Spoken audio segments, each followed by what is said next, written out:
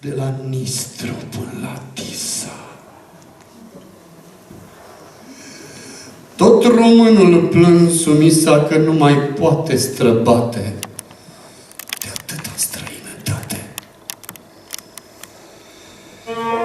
Din Hotin și până la mare, din Muscali la Călare, de la mare la Hotin mereu calea nu ațin, din Poian la Vatra Dornii au umplut 1000 de cornii și străinul te tot paște. De nu te mai poți cunoaște. Sus la munte, jos la vale, și-au făcut dușmanii cale, din săt mari până în săcele, numai vaduri ca acele. Vai de biet român săracul, îndărăt tot dă caracul, nici-i merge, nici se îndeamnă, nici este toamna, nici-i vara lui, și străin în țara lui.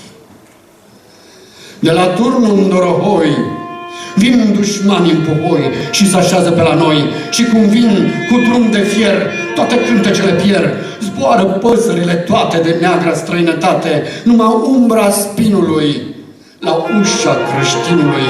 Își dezbracă țara sânul, codrul frate românul, de secure se tot pleacă și izvoarele-i seacă, sărac în țară săracă.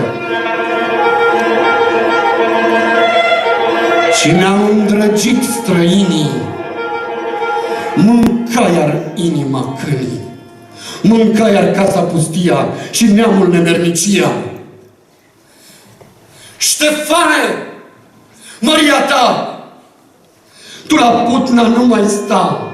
Lasă arhimandritului toată grija schitului, lasă grija sfinților în seama părinților. Clopotele să le tragă ziua întreagă, noaptea întreagă, doar s-o îndura Dumnezeu ca să-ți mântui neamul tău.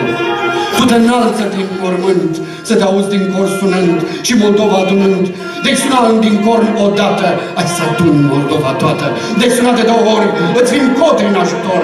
Și de-ai sunat a 3-a oară, toți dușmanii or să piară din hotară în hotară.